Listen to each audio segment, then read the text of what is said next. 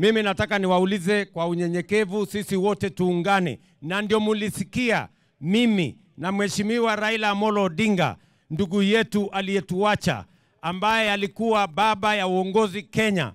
Tuliungana na yeye, tukasema hatutaki tena siasa ya ubaguzi, ama ya ukabila, ama ya kugawanya watu, ama siasa ya chuki. Tukasema tunaunganisha Kenya iwe moja, ndio tuendeshe maendeleo katika kila sehemu.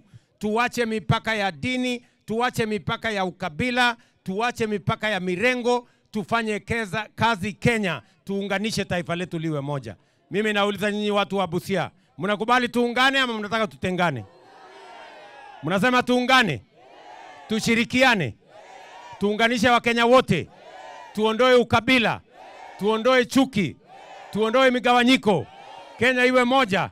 Hebu ni wale wanasema tuungane. Jameni watu wa Busia, tuungane, si namna hiyo?